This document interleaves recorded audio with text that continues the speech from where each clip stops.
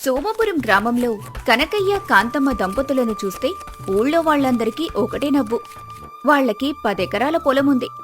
ఇంట్లో బోలెడంత డబ్బుంది. కాని ఎవరైనా వాళ్ళింటికి వెళ్తే వాళ్ల దరిద్రపు వేషాలు చూసి బిచ్చగాళ్లే వీళ్లకి 10 రూపాయలు దానం చేసి వెళ్తారు. కనకయ్య ఎంత పిసినారంటే పొద్దున్నే లేచి పళ్ళు తోముకోవడానికి వేపపుల్ల కూడా పక్కింటి చెట్టు నుండే దొంగతనంగా విరుచుకొస్తాడు. సొంతంగా ఒక్క పైసా కూడా ఖర్చు పెట్టాడు. ఊర్లో ఎవరికైనా జ్వరం వస్తే పలకరించడానికి వెళ్తాడు కాని చేతిలో ఒక్క పండు కూడా పట్టుకెళ్లడు. పైగా అక్కడున్న పండ్లు తినేసి వస్తాడు. ఇక కాంతమ్మ విషయానికొస్తే ఇంట్లో ఎలుకలు కూడా తినడానికి ఏమీ లేక పక్కింటికి వలసపోయేలా వంట చేస్తుంది. కూరలో ఉప్పెక్కువైతే ఆ కూరను పారేయకుండా అందులో నీళ్లు పోసి 3 రోజులు అదే కూరతో అన్నం లాగించే మహా ఇల్లాలు. మధ్యాహ్నం సమయం, భగభగ మండుతున్న ఎండాకాలం. కనకయ్య అరుగు మీద కూర్చొని తన పాత చెప్పుకు దబ్బనంతో కుట్లు వేసుకుంటున్నాడు. ఈ చెప్పులు కొని 5 ఏళ్ళయింది, అప్పుడే అరిగిపోతున్నాయి. ఆ చెప్పులు కుట్టేవాడి దగ్గరికి వెళితే ₹1/2 అడుగుతాడు. వాడికి ₹1/2 ఇచ్చే బదులు ఆ ₹1/2తో 2 బీడీలు కొనుక్కొని తాగొచ్చు. నా చేతికి ఏమైనా రోగమా ఏంటి? నేనే కుట్టుకుంటాను. ఈ డబ్బులు దాచుకుంటేనే రేపు పొద్దున మహారాజులా బతకగలను. డబ్బులు ఊరికే రావుగా. లోపల కాంతమ్మ మజ్జిగ చిలుకుతోంది. ఒక గ్లాసు మజ్జిగలో 10 గ్లాసుల నీళ్లు కలుపుతోంది. పాలవాడు పాలు సరిగ్గా ఇవ్వటం లేదని ఊరంతా ఏడుస్తున్నారు. వాడికి నేను పైసలిచ్చేదే తక్కువ. అందులో సగం నీళ్లు కలిపినా నాకు లాభమే. ఈ నీళ్ల మజ్జిగ తాగితే ఎండాకాలంలో వడదెబ్బ తగలదు. నా డబ్బులు ఖర్చు కావు. అదే సమయంలో ఊరి ప్రధాన రహదారి మీదుగా ఒక ఎడ్లబండి వచ్చి కనకయ్య ఇంటి ముందు ఆగింది. ఆ బండిలో నుండి పట్నం బట్టలు వేసుకున్న భద్రయ్య, అతని భార్య సుజాత దిగారు. భద్రయ్య చేతిలో బరువైన బ్యాగులున్నాయి. వాళ్లు కనకయ్యకు దూరపు బంధువులు. 3 ఏళ్లకోసారి ఇలా చుట్టపు చూపుగా వచ్చి 2-3 రోజులుండి వెళ్తుంటారు. బండి దిగుతున్న భద్రయ్యను చూడగానే కనకయ్య చేతిలో ఉన్న దప్పనం కింద పడిపోయింది. దాంతో కళ్ళు తేలేశాడు. అయ్య బాబోయ్, ఈ పట్నం పీడ మన ఇంటికి వచ్చిందేంటి? వీళ్ళు వస్తే 2 చేతుల హాబగా తినేసి వెళ్తారు. వీళ్ళకి ఇప్పుడు మాంసం చేపలు పెట్టాలంటే నా జేబుకు పెద్ద చిల్లు పడుతుంది. లేదు, నా జేబులోంచి ₹1 కూడా తీయకూడదు. వీళ్ళ చేతి ఖర్చు పెట్టించాలి. నా నటనం మొదలు పెట్టాలి. లోపలి నుండి బయటకొచ్చిన కాంతమ్మకు కూడా గుండె ఆగినంత పనైంది. కాని వెంటనే తేరుకొని ముఖంలో విపరీతమైన బాధను, అమాయకత్వాన్ని పులుముకుంది. యారా కనకయ్య, బాగున్నావా? ఎండాకాలం సెలవులు కదా, మీ వదిన పల్లెటూరు చూస్తాను అని గొడవ చేస్తే ఇలా 2 రోజులు మీ ఇంట్లో ఉండి వెళ్దామని బండి కట్టుకుని వచ్చేసాం. అన్నయ్య గారు, రండి వదిన గారు, దయచేయండి. మీరు మా ఇంటికి రావడం మా పూర్వజన్మ సుకృతం. కానీ ఏమైంది కాంతమ్మా, ఎందుకలా ఏడుస్తున్నావు? ఏం చెప్పమంటారు వదిన గారు, మా ఇల్లు దరిద్ర దేవతకు కేర్ ఆఫ్ అడ్రస్ అయిపోయింది. కరువు వచ్చి పొలాలు ఎండిపోయాయి. ఇంట్లో తినడానికి పిడికెడు బియ్యం కూడా లేవు. మీరు వస్తారని ముందే తెలిస్తే నేను ఊరేసుకుని చచ్చిపోయేదాన్ని కదా. మా ఇంట్లో మీకు పస్తులు పడుకునే గతి పడుతుందేమో అని నా గుండె తరుక్కుపోతోంది వదిన గారు. అవును బావా, మా బతుకులు బజారున పడ్డాయి. 2 రోజులుగా నేను కూడా పచ్చి మంచినీళ్లు తాగి కడుపు మార్చుకుని బతుకుతున్నాను. మీకు కనీసం కాఫీ ఇద్దామన్న ఇంట్లో పాలు కూడా లేవు బావా. నీ దారికి మా దరిద్రం అడ్డుపడింది. ఈ మాటలు వినగానే భద్రయ్య, సుజాతల హృదయాలు కరిగిపోయాయి. అయ్యో పాపం, వీళ్లకు పొలాలున్నాయని అనుకున్నాం కాని ఇంత పేదరికంలో ఉన్నారా అని ముందే తెలుసుంటే వచ్చేవాళ్లం కాదు. తెలివి తక్కువగా వీళ్ళింటికొచ్చామే అని మనసులో బాధపడ్డారు. అయ్యో కనకయ్య, ఏడవకండి.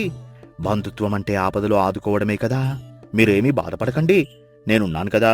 2 రోజులు నా ఖర్చుతోనే అందరం తిన్నాం. నా దగ్గర డబ్బులున్నాయిలే. కనకయ్య, కాంతమ్మ ఒక్కసారిగా ఒకరి ముఖాలొకరు చూసుకుని కళ్లతోనే మాట్లాడుకుని మురిసిపోయారు. వాళ్ల వల కరెక్టుగా పడింది. వాళ్ళింటికొచ్చారని ఖాళీ కడుపుతో ఎలా పడుకుంటారు? కనీసం మంచి చేపలు తెచ్చిస్తాను, వండుకొని తిందామంటూ భద్రయ్య ఒక ₹100 నోటు తీసి కనకయ్య చేతిలో పెట్టాడు. కనకయ్య భద్రయ్యను తీసుకుని ఊరి చివరున్న చేపల మార్కెట్ వైపు నడక మొదలుపెట్టాడు. ఎండ మండిపోతుంది. కనకయ్య అడుగులో అడుగు వేస్తూ జేబులో ఉన్న ₹100 నోటును పదే పదే తడుముకుంటూ మనసులో మురిసిపోతున్నాడు. ఆహా, ఈ పట్నం వాళ్ళు భలే తెలివి తక్కువ వాళ్ళరా బాబు. 4 కన్నీటి చుక్కలు రాలిస్తే చాలు, జేబులో ఉన్న డబ్బులు మొత్తం తీసి మన చేతిలో పెడతారు. ఈ ₹100తో ఇప్పుడు ₹30కు చౌకగా దొరికే చిన్న చేపలు కొంటాను. మిగిలిన ₹70 గుట్టు చప్పుడు కాకుండా నా జేబులో వేసుకుంటాను. అడిగితే చేపల రేట్లు విపరీతంగా పెరిగిపోయాయని చెబుతాను. నా తెలివి ముందు ఈ భద్రయ్య గడు బలాదూరు. నడుస్తున్న దారిలో భద్రయ్యకు ఎండవేడికి దాహం వేసింది. కనకయ్య, ఎండ దంచి కడుతోంది.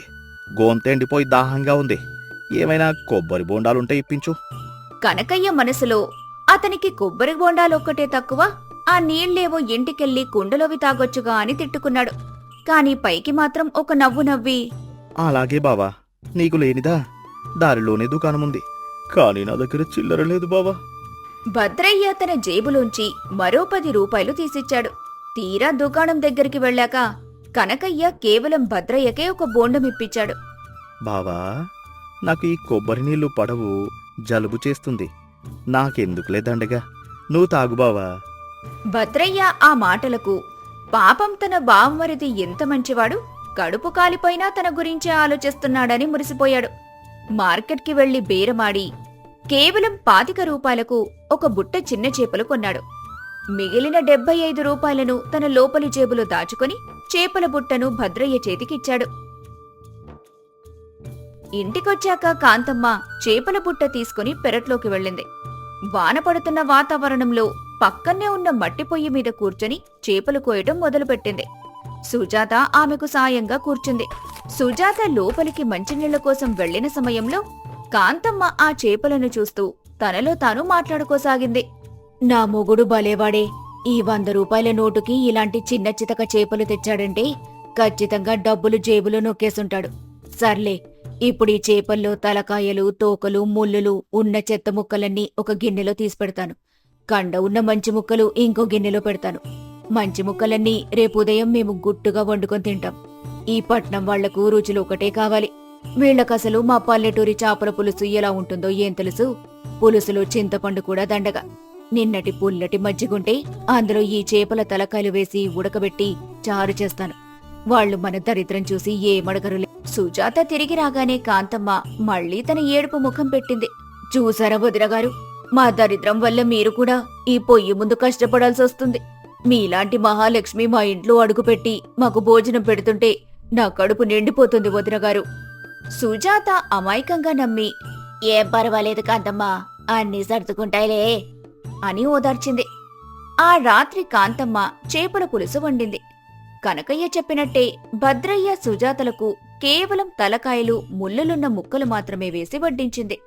తను కనకయ్య మాత్రం ఏమీ తినకుండా ఖాళీ కంచాలతో కూర్చున్నారు. అదేంటి కనకయ్యా, మీరు తినడం లేదు? మేము తినలేం బావా, మీరు వండుకున్న భోజనం మేమేలా తింటాం? మీరు మా ఇంటికి వచ్చిన దేవుళ్ళు, మాకు ఈ ఖాళీ చారు నీళ్లు చాలు, మీరు తృప్తిగా తినండి. భద్రయ్య సుజాతలకు వాళ్ల పరిస్థితి చూసి కన్నీళ్లు వచ్చాయి. పాపం, వాళ్లు తినలేదని వీళ్లు కూడా సరిగ్గా తినలేదు. ఆ చేపల ముల్లులు గుచ్చుకుంటున్నా అలాగే గొంతులోంచి మింగేసి సర్దుకుని పడుకున్నారు. మరుసటి రోజు ఉదయం కాంతమ్మ ఉదయాన్నే లేచి పొయ్యి దగ్గర ఖాళీగా కూర్చొని ఉంది. భద్రయ్య లేచి కాస్త కాఫీ ఉంటే ఇవ్వమని అడిగాడు. అయ్యో అన్నేగారు, ఇంట్లో చక్కెర, టీ పొడి నిన్నటితోనే అయిపోయాయి. ఈ రోజు వాటిని కొనే స్తోమత మాకు లేదు. మీకేమో పట్నంలో పొద్దున్నే కాఫీ తాగే అలవాటు. నేను ఎంత దురదృష్టవంతురాల్లో, ఇంటికొచ్చిన చుట్టాలకు గుక్కెడు కాఫీ కూడా ఇవ్వలేకపోతున్నాను. కనకయ్య అప్పుడే నిద్రలేచి వస్తూ కాంతమ్మ ఎందుకేడుస్తుందని తను పక్కింటి రామయ్య దగ్గర కాళ్లు పట్టుకుని ఒక 10 రూపాయలు అప్పు తెచ్చి వాళ్లకు కాఫీ ఇస్తానులే అని అంటూ బయటకు అడుగులు వేశాడు. భద్రయ్యకు ఆ మాటలు విని గుండె తరుక్కుపోయింది. కనకయ్యని ఆగమని చెప్పి 10 రూపాయల కోసం వేరే వాళ్ల కాళ్లు పట్టుకోవడమేంటని, దానికి తన పరువేం కావాలని, ఇవన్నీ తీసుకురావడానికి ఎంతవుతుందని అడిగాడు. బావా, ఇంట్లో స్నానం చేద్దామంటే సబ్బు బిళ్ళలు కూడా లేవు. మీరేమో పట్నం నుండి వచ్చి ఇక్కడి రేవు నీళ్లతో స్నానం చేస్తే ఒళ్ళు పేలిపోతుందేమో. కాస్త మంచి సబ్బులు, నూనె డబ్బా, 2 కిలోల కందిపప్పు తీసుకురావాలి. దానికి తోడు మధ్యాహ్నానికి కోడి మాంసం వండుకుందాం అని పెద్ద లిస్టు ఏకరూ పెట్టాడు. భద్రయ్య జాలిపడి ఇంకో 500 రూపాయల నోటు తీసి కనకయ్య చేతిలో పెట్టాడు. కనకయ్య కళ్ళు ఆనందంతో మెరిశాయి. తన దయ వల్ల ఈ రోజు వాళ్లకి పండుగ భోజనం దొరుకుతోందని దండం పెట్టి మార్కెట్కి ఉరికాడు కనకయ్య. నిన్నటికంటే ఇవాళ గట్టిగానే గిట్టుబాటు అయ్యింది. ఈ భద్రయ్య గారి జేబులో ఇంకా ఎన్ని నోట్లున్నాయో అన్నీ 2 రోజుల్లో లాగేయాలి. మార్కెట్లో అత్యంత చౌకబారు సబ్బులు తెచ్చి వీళ్ళకిచ్చి మంచివి లోపల దాచేస్తాను. కోడి కూర అని చెప్పి 10 రూపాయల బాయిలర్ కోడి తెచ్చి నాటి కోడి అని నమ్మిస్తాను. ఇలా 3 రోజులు గడిచాయి. భద్రయ్య జేబులో ఉన్న డబ్బులు కర్పూరంలా కరిగిపోతున్నాయి. ఉప్పు, పప్పు, కారం దగ్గర్నుంచి కట్టెల పొయ్యికి వాడే కర్రల కోసం కూడా కనకయ్య, కాంతమ్మలు భద్రయ్య దగ్గరే దొంగ ఏడుపులు ఏడ్చి డబ్బులు గుంజుతున్నారు. 3వ రోజు రాత్రి సుజాతకు నిద్ర పట్టలేదు. ఎండాకాలం ఉక్కపోతకు గొంతెండిపోయి మంచినీళ్లు తాగుదామని చీకట్లోనే వంటగదిలోకి వెళ్ళింది. వంటగదిలో చీకట్లో పొరపాటున పక్కనున్న ఒక పెద్ద మట్టికుండ మూత తీసింది సుజాత. ఆ కుండలోంచి గుమగుమలాడే స్వచ్ఛమైన నెయ్యి వాసన వచ్చింది. పక్కనే ఉన్న డబ్బాలో పెద్ద పెద్ద నాటుకోడి ముక్కలు, వేయించిన చేప ముక్కలు, ఖరీదైన కాఫీ పొడి డబ్బాలు భద్రంగా దాచున్నాయి. ఆమెకు ఆశ్చర్యంతో కళ్ళు బైర్లు కమ్మాయి. ఏదేంటి, వీళ్లకి తినడానికి అన్నం లేదన్నారు, పాలు లేక కాఫీ ఇవ్వలేదన్నారు, కానీ వీళ్ల వంటగదిలో చూస్తే కిరాణా కొట్టులో ఉన్నన్ని సరుకులు, 5 స్టార్ హోటల్లో ఉన్నన్ని మాంసం ముక్కలు దాచిపెట్టారేంటి అని మనసులో అనుకుంది. సుజాతకు కనకయ్య దంపతుల కపట నాటకం మొత్తం ఇట్టే అర్థమైపోయింది. వీళ్లు పేదోళ్లు కారు, పచ్చి మోసగాళ్లని తెలిసి పరుగున వెళ్లి భద్రయ్యను నిద్రలేపింది. ఏవండి, లేవండి, మనం పెద్ద తెలివి తక్కువ వాళ్లమండి. వాళ్ల దరిద్రం చూసి జాలిపడి మీరు జేబులు ఖాళీ చేస్తున్నారు. వాళ్ల ఇంట్లో అన్నీ ఉన్నాయి. వాళ్లు పెద్ద పచ్చి పిసినారులు. మన డబ్బులతో వాళ్ల సరుకులు తెచ్చి దాచుకొని మనకి మాత్రం చారు, మిగిలిన ముక్కలు పెడుతున్నారు. వాళ్ల నటన ముందు సినిమాలో వాళ్లు కూడా పనికిరారు. ఏమిటే నువ్వు అనేది? నిజంగానేనా? నేనెంత తెలివి తక్కువ వాడిని? బంధుత్వం కలుపుకుందామని వస్తే వీళ్ళు నా జేబుకు చిల్లులు పొడిచారా? ఇంకొక 2 రోజులు ఇక్కడ ఉంటే నా దగ్గర బస్సు ఛార్జీలకు కూడా డబ్బులు మిగిలేలా లేవు. వీళ్ళతో గొడవ పడితే ఊర్లో మనకే పరువు తక్కువ. మనం రేపు తెల్లవారక ముందే ఎవరికీ చెప్పకుండా పారిపోదాం. సుజాత, భద్రయ్య ఇద్దరూ తమ తప్పును తెలుసుకుని పిసినారి దంపతుల బుద్ధికి వణికిపోయారు. మరుసటి రోజు తెల్లవారుజామునే సూర్యుడు రాకముందే భద్రయ్య, సుజాత తమ బ్యాగులు సర్దుకుని కనకయ్య నిద్రలేవకముందే చప్పుడు కాకుండా ఎడ్లబండి మాట్లాడుకుని పట్నం పారిపోయారు. ఉదయం లేచిన కనకయ్య, కాంతమ్మ చుట్టాలు కనబడకపోయేసరికి ఇల్లంతా వెతికారు. వాళ్లు ఎవ్వరికీ చెప్పకుండా వెళ్లిపోయారని అర్థమైంది. చీకట్లోనే భద్రయ్య దంపతులు పారిపోగానే కనకయ్య ఇంట్లో పెద్ద పండగ మొదలైంది. కాంతమ్మ లోపల దాచిన నెయ్యిని అన్నంలో కలుపుకొని ఆ నాటుకోడి ముక్కలను వేయించుకొని అరుగుమీద కూర్చొని తింటున్నారు. చూసావా కాంతమ్మ నా తెలివి? మన ఏడుపు చూసి ఆ భద్రయ్యగాడు జడిసిపోయి ఎవరికీ చెప్పకుండా పారిపోయాడు. వాడి దగ్గర లాగిన డబ్బులు నా జేబులో పదిలంగా ఉన్నాయి. పైగా వారం రోజుకు సరిపడా సరుకులు కూడా వాడి డబ్బులతోనే ఇంట్లో నింపాను. అవునండి, పట్నం వాళ్ల తెలివి మన ముందెంత. వాళ్ళిచ్చిన డబ్బులతో దాచిన మంచి చేప ముక్కలు, నాటుకోడి గిన్నెలో అలాగే ఉన్నాయి. ఇవాళ రోజంతా ఈ ముక్కలు మనం ప్రశాంతంగా కడుపు నిండా తిందాం. ఇంకెవరైనా చుట్టాలొస్తే మళ్ళీ ఇదే నాటకం ఆడదాం. ఇద్దరూ ఒకరినొకరు చూసుకుని తమ పిసినారితనం, తమ నటన సక్సెస్ అయినందుకు పకపకా నవ్వుకున్నారు. భద్రయ్యలాంటి తెలివి తక్కువ చుట్టాలు వస్తే తమకే లాభమని సంబరపడ్డారు. బాహ్య ఆడంబరాలతో వచ్చే బంధువులను కూడా బురిడి కొట్టించే తెలివితేటలు పిసినారులకు ఉంటాయి.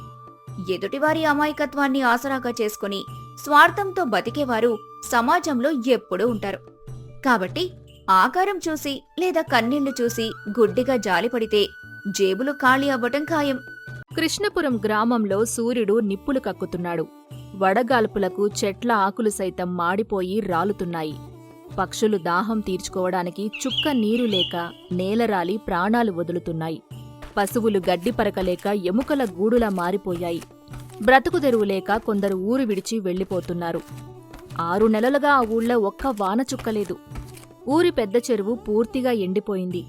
మట్టి నెర్రలు బారి అడుగడుగునా చచ్చిపోయిన చిన్న చేపల ముళ్ల కళేబరాలు కనిపిస్తున్నాయి.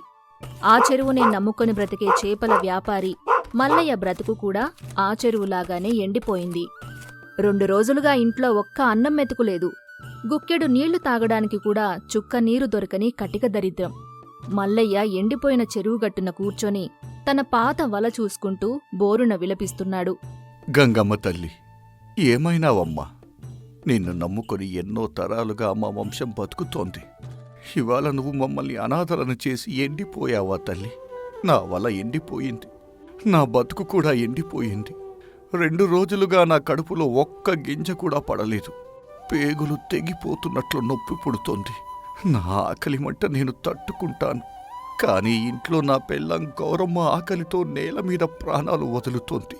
ఒక మగాడిగా నా భార్యకు పట్టెడన్నం పెట్టలేని ఈ బతుకు నాకెందుకు?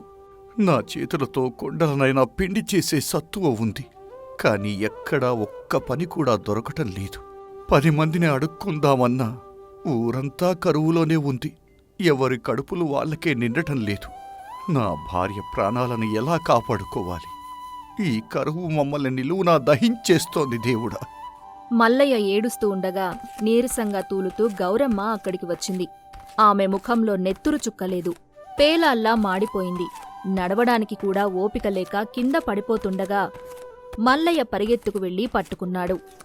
ఏమండి, కన్నీరు పెడితే కడుపు నిండదండి. మీ ఏడుపు నా గుండెను కోస్తుంది. ఈ కరువుతో పాటు మీరు కూడా ఇలా కుంగిపోతే నేను ఎలా బతకాలి? నన్ను క్షమించు గౌరమ్మ, నేను నీకు సుఖమివ్వలేకపోయాను. ఈ చెరువు ఎండిపోతే నేను పనికిరాని వాడినైపోయాను. నిన్ను రానిలా చూసుకుంటానని మాట ఇచ్చి ఇవాళ నీకు గంజి నీళ్లు కూడా ఇవ్వలేని దౌర్భాగ్యుడినయ్యాను. నా ఆసక్తత నన్ను చంపేస్తోంది. అలా అనకండి. మన రాత ఇంతే, కానీ ఆకలి ప్రాణాలు తీస్తుందండి. ఊరి దొరలో జమీందారు భూపతివర్మగారి గోదాములో ధాన్యం బస్తాలు గుట్టలుగా ఉన్నాయంట. ఆయన దగ్గర బోలెడు సంపద ఉంది. వెళ్ళి ఆయన కాళ్ళు పట్టుకొని ఒక సేరు బియ్యం అప్పుగా అడగండి. ఆయన దయ తలిస్తే ఈ రాత్రికి మన ప్రాణాలు నిలబడతాయి. ఆయన చాలా కర్కశుడు గౌరమ్మ. పేదవాడంటే పురుగుతో సమానం ఆయనకి. అయినా సరే, నీ ఆకలి తీర్చడానికి నేను ఆయన కాళ్ళు కడగడానికైనా సిద్ధమే. నేను వెళ్ళొస్తా, నువ్వు ధైర్యంగా ఉండు. మల్లయ్య నీరసంగా నడుచుకుంటూ జమీందారు భూపతివర్మ గడి దగ్గరకు వెళ్లాడు. అడుగు తీసి అడుగు వేస్తుంటే కళ్ళు బైర్లు కమ్ముతున్నాయి. గడి లోపలికి వెళ్లగానే అక్కడ దృశ్యం చూసి మల్లయ్యకు ప్రాణం పోయినంత పనైంది. అక్కడ జమీందారు గారు పట్టుపంచె కట్టుకొని దర్జాగా కూర్చొని ఉన్నాడు. ఆయన ముందు ఒక పెద్ద వెండి పళ్లెంలో వేడివేడి అన్నం, ఘుమఘుమలాడే మాంసం కూర, నేతి గారెలు ఉన్నాయి. జమీందారుగారు మాంసం ఎముకలు కొరుకుతూ మిగిలిన ఎముకలను పక్కనే ఉన్న తన పెంపుడు కుక్కకు వేస్తున్నాడు. మల్లయ్య అన్నం వాసన చూసి కడుపులో పేగులు మెలిపెట్టాయి. ఆ కుక్కకు ఉన్న అదృష్టం కూడా తనకు లేదా అని మనసులో ఏడ్చాడు. దండాలు దొరగారు. 2 రోజులుగా ఇంట్లో చుక్క నీరు, అన్నం గింజ లేదు స్వామి. నా భార్య ఆకలితో మాడిపోతుంది. ఊపిరి ఆగిపోయేలా ఉంది. చెరువు ఎండిపోయింది. నాకు బతుకు తెరువు లేదు. దయచేసి పడేసే అన్నమైనా సరే ఒక్క ముద్ద అయినా ఇవ్వండి, లేదా ఒక సేరు బియ్యం అప్పుగా ఇవ్వండి సామి. వానలు వచ్చి చెరువు నిండాక నా ప్రాణం ఇచ్చైనా సరే మీ అప్పు తీర్చేస్తాను.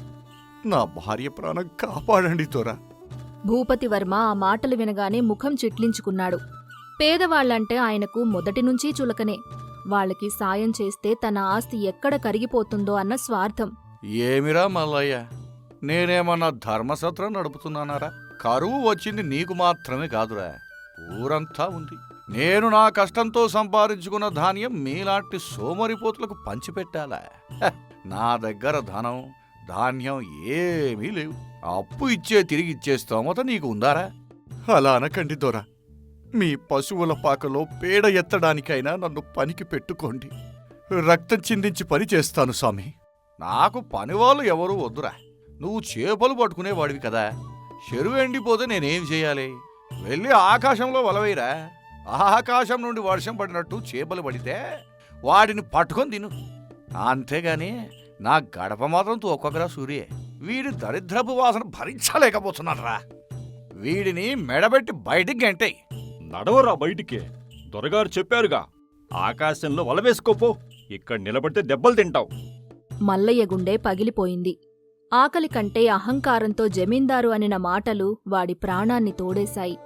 పెంపుడు కుక్కకు ముక్కలు వేసినవాడు మనిషికి పట్టెడు అన్నం పెట్టలేకపోయాడు. కన్నీరు కారుస్తూ ఒట్టి చేతులతో ఇంటికి తిరిగి పయనమయ్యాడు. మల్లయ్య నడుచుకుంటూ వస్తుంటే దారిలో అతని ప్రాణమిత్రుడు కొండయ్య ఎదురుపడ్డాడు. కొండయ్య కూడా ఆకలితో శవంలాగా ఉన్నాడు.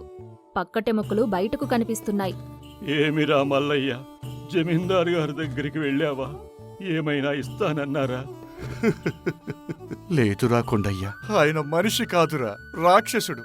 కుక్కలకు మాంసం వేస్తున్నాడు కాని తోటి మనిషి ప్రాణం పోతుంటే కనికరించట్లేదు. చెరువు ఎండిపోతే ఆకాశంలో వలవేసి చేపలు పట్టుకో అని ఎగతాళి చేశాడురా. నా కడుపు మాడినా పర్వాలేదు కాని నా గౌరమ్మ ఆకలి చూడలేకపోతున్నాన్రా. నా చేత కాని బతుకు మీద నాకే అసహ్యం వేస్తోంది. నా ప్రాణాలు తీసుకోవడం తప్ప వేరే దారి నాకు లేదు. అలా అనకురా, మన రాత అంత ఘోరంగా లేదులే. నా భార్య సీతమ్మ కూడా ఉదయం నుండి ఆకలితో స్పృహ తప్పి పడుకోనుంది. మన దరిద్రం మనల్ని వెంటాడుతోంది. మనం ఏమీ చేయలేమురా. ఆ దేవుడే మనల్ని కాపాడాలి. పద, ఇంటికి వెళదాం. ఇద్దరు స్నేహితులు వారి వారి గుడిసెలకు వెళ్లారు. మల్లయ్య ఇంటికి వెళ్లేసరికి గౌరమ్మ అరుగు మీద కళ్ళు మూసుకొని ప్రాణం లేని దానిలా పడుకుని ఉంది. భార్య దీనస్థితి చూసి మల్లయ్య కన్నీళ్లు మౌనంగా రాలిపోయాయి. నన్ను క్షమించు తల్లి అని ఆమె పక్కనే నేలమీద కుప్పకూలిపోయాడు. ఆ రాత్రి సమయం ఉడిసిపోయిన సూర్యుడు చీకటికి దారి. హఠాత్తుగా వాతావరణం మారిపోయింది. భయంకరమైన ఈదురుగాలి మొదలైంది. వడగాల్పుల స్థానంలో చల్లటి గాలి వీస్తోంది. ఆకాశమంతా నల్లటి మబ్బులతో కమ్ముకుంది. ఉరుములు మెరుపులతో ప్రకృతి కోపగించుకున్నట్లు ఉంది. కాని ఇది సాధారణ వర్షం కాదు. ఎక్కడో సముద్రం నుండి ఒక పెద్ద సుడిగుండం లేచి నీటిని, అందులో ఉన్న చేపలని ఆకాశంలోకి లాక్కొని గాలివాటంగా కృష్ణపురం ఊరిపైన మేఘాల్లో కలిసిపోయింది. మల్లయ్య గుడిసె బయట వాన మొదలైంది. కాని వాన చినుకులతో పాటు ఏదో బరువైన వస్తువులు నేలమీద పడుతున్న శబ్దం వస్తుంది. మల్లయ్య ఉలిక్కిపడి లేచి భయంగా బయటికి వచ్చి చూశాడు. ఆకాశం నుంచి నీళ్లు మాత్రమే కాదు, వేల కొద్దీ చేపలు, ప్రాణంతో ఉన్న తాజా చేపలు, పెద్ద పెద్ద చేపలు ఆకాశం నుండి నేలమీద కుప్పలు కుప్పలుగా పడుతున్నాయి. ఆకాశం నుండి రాలిపడుతున్న ఆ చేపలు వెండి ముక్కల్లా మెరుస్తున్నాయి. మల్లయ్య కళ్లను అతనే నమ్మలేకపోయాడు. హ? అమ్మా గౌరమ్మ, ఓ గౌరమ్మ, తొందరగా బయటికి రా. చూడు, అద్భుతం జరిగింది. దేవుడు కళ్ళు తెరిచాడు. గౌరమ్మ నీరసంగా గోడ పట్టుకుని బయటకు వచ్చింది. నేల అంతా చేపలతో నిండిపోయింది. ఆకాశం నుండి ఇంకా చేపలు పడుతూనే ఉన్నాయి. ఆమె కళ్లల్లో నమ్మశక్యం కాని ఆనందం. ఏమిటండి ఇది? దేవుడు మన ఆకలి చూడలేక ఆకాశం నుండి చేపలు కురిపిస్తున్నాడా? ఇది కళా నిజమా? మనకి ప్రాణభిక్ష దొరికింది. గౌరమ్మ, ఇది నిజమే. గంగమ్మ తల్లి మనల్ని మర్చిపోలేదు. ఆ అహంకారి జమీందారు నన్ను ఆకాశంలో వల వేసుకో అని ఎగతాళి చేశాడు. ఇవాళ దేవుడు నా కష్టాన్ని చూసి ఆకాశం నుండే మనకు చేపలను పంపించాడు. తొందరగా మన వల తీసుకురా. ఈ చేపలనంతా పోగు చెయ్యి. మన ఆకలి తీరిపోయింది. మనకిక మరణం లేదు. ఇద్దరూ కలిసి వర్షంలో తడుస్తూ సంతోషంతో వానలో పడుతున్న చేపలని వలలో, బుట్టలలో, కుండలలో వేసుకున్నారు. గౌరమ్మ తన చీర కొంగును అడ్డుపెట్టి మరీ ఆకాశం నుండి పడుతున్న చేపలను పట్టుకుంటోంది. వారి ఆకలి ఆనందంగా మారింది. వాన తగ్గిపోయింది. ఉదయం సూర్యుడు వచ్చాడు. మల్లయ్య, గౌరమ్మ కలిసి కట్టెల పొయ్యి వెలిగించారు. 2 రోజులుగా ఆకలితో మాడిపోతున్న వారి కడుపుకు అమృతంలాంటి వేడివేడి చేపల పులుసు వండుకున్నారు. ఆ పులుసు వాసన గుడిసెను దాటి బయటకు వస్తోంది. మల్లయ్యకు వెంటనే తన స్నేహితుడు కొండయ్య గుర్తొచ్చాడు. ఒక పెద్ద బుట్ట నిండా తాజా చేపలు, ఒక గిన్నె నిండా వండిన కూర తీసుకొని కొండయ్య ఇంటికి పరుగు తీశాడు. కొండయ్య, సీతమ్మ నీరసంగా పడుకొని ఉన్నారు. కొండయ్య, లేరా లేవ్. రాత్రి దేవుడు మన ఊరిపైన చేపల వర్షం కురిపించాడు. ఇవిగో తాజా చేపలు. ఈ గిన్నెలో వేడికూర ఉంది. తొందరగా సీతమ్మకి పెట్టు. నువ్వు తిను. మన ఆకలి పోయిందిరా. మల్లయ్య, నువ్వు దేవుడివిరా. మా ప్రాణాలు నిలబెట్టావు. ఈ కరువు కాలంలో ఈ అన్నం మా పాలిట ప్రాణదానంరా. మల్లయ్య అక్కడితో ఆగలేదు. ఊరిలో ఆకలితో ఉన్న పేదవాళ్లందరి దగ్గరికి వెళ్లి తన దొరకబడిన చేపలని ఉచితంగా పంచిపెట్టాడు. ఊరి రచ్చబండ దగ్గర పండుగ వాతావరణం నెలకొంది. కట్టెల పొయ్యి మీద మట్టి కుండలు పెట్టి కారం, చింతపండు పులుసు దట్టించి వేడివేడి చేపల పులుసు వండుతున్నారు. ఆ వాసనకు మనుషులకే కాదు, ఆకలితో ఉన్న వీధి కుక్కలకు, పిల్లులకు కూడా ప్రాణం లేచి వచ్చింది. మరోవైపు రాత్రి వచ్చిన భయంకరమైన ఈదురుగాలి వల్ల జమీందారు భూపతివర్మగారి ధాన్యం గోదాములోకి నీళ్లు వచ్చి అందులో ఉన్న బియ్యం, పప్పులు అంతా బురద పాలై కుళ్ళిపోయి నాశనమైపోయాయి. పగటిపూట కూడా కుళ్ళిపోయిన ధాన్యం వాసన భరించలేకుండా ఉంది. వండుకోవడానికి ఒక్క గింజ కూడా లేకుండా పోయింది. ఉదయం లేచేసరికి జమీందారు కుటుంబం ఆకలితో అలమటిస్తోంది. సూరి పరుగు పరుగున వచ్చి జమీందారుతో, దొరగారు, అంతా నాశనమైపోయింది. మన ధాన్యం అంతా బురదలో కలిసిపోయింది. తినడానికి ఏమీ లేదు. రాత్రి ఆకాశం నుండి చేపల వర్షం పడిందట. ఆ మల్లయ్యగాడింట్లో ఊరి జనాలు ఇళ్లల్లో వేడివేడి చేపల కూర వాసన గుబాళిస్తోంది. భూపతివర్మ కడుపు మంట తట్టుకోలేకపోయాడు. ఒక్క పూటకే ఆకలి బాధ ఏంటో ఆయనకు తెలిసివచ్చింది. తన అహంకారాన్ని పక్కన పెట్టి తలదించుకొని మల్లయ్య గుడిసె దగ్గరికి వచ్చాడు. మల్లయ్య, నన్ను క్షమించు. నిన్ను నేను చాలా అవమానించాను. కుక్కకు వేసిన అన్నం ముక్క నీకు వేయలేదు. ఎవడినైతే నేను ఆకాశంలో వల వేసుకో అన్నాను, ఇవాళ వాడికే దేవుడు ఆహారం ఇచ్చాడు. నా ధాన్యమంతా నాశనమైపోయింది. అహంకారం బురదలో కలిసిపోయింది. నా కుటుంబం ఆకలితో ఉందిరా. దయచేసి మాకు కూడా కాస్త తిండి పెట్టవా? మల్లయ్య జమీందార్ని చూసి కోపం తెచ్చుకోలేదు. పేదవాడి మనసు ఎప్పుడు క్షమించే గుణంతో ఉంటుంది. దొరగారు, ఆకలి వేదన ఏంటో, పస్తులు పడుకోవటం ఏమిటో మాకు బాగా తెలుసు. మీరు నిన్న నన్ను అవమానించినా నేను మిమ్మల్ని ఆకలితో చావనివ్వను. ఇవిగోండి, కడుపు నిండా కూర వండుకుని తినండి. కాని ఒక్కడి మాత్రం గుర్తుపెట్టుకోండి దొర, డబ్బు ధాన్యం ఉన్నాయని అహంకారంతో ఉంటే ప్రకృతి ఒక్క రాత్రిలో వాటిని బురదపాలు చేస్తుంది. పేదవాడి ఆకలిని చూసి నవ్వితే దేవుడు ఎప్పటికీ క్షమించాడు. భూపతివర్మ తన తప్పు పూర్తిగా తెలుసుకుని చేతులు జోడించాడు. కన్నీళ్లు పెట్టుకున్నాడు. నువ్వు నిజమైన మనిషివి మల్లయ్యా. ఇవాళ నుంచి నా ఆస్తిలో సగం ఈ ఊరి జనాల కోసం రాసిస్తాను. నా అహంకారం చచ్చిపోయింది. ఊరి జనాలు అంతా సంతోషిస్తూ మల్లయ్యని మెచ్చుకున్నారు. మల్లయ్య మరియు గౌరమ్మల ఆకలి తీరిపోయింది. వారి కష్టం శాశ్వతంగా దూరమైంది. పేదవాడి ఆకలిని చూసి అహంకారంతో ఎగతాళి చెయ్యకూడదు. ప్రకృతి దగ్గర అంతా ఒక్కటే. డబ్బు ఉన్నవాడిని కిందకు దించడానికి, పేదవాడిని పైకి తేవడానికి దేవుడికి ఒక్క క్షణం చాలు. మంచితనం మరియు జాలి ఎప్పటికీ గెలుస్తాయి.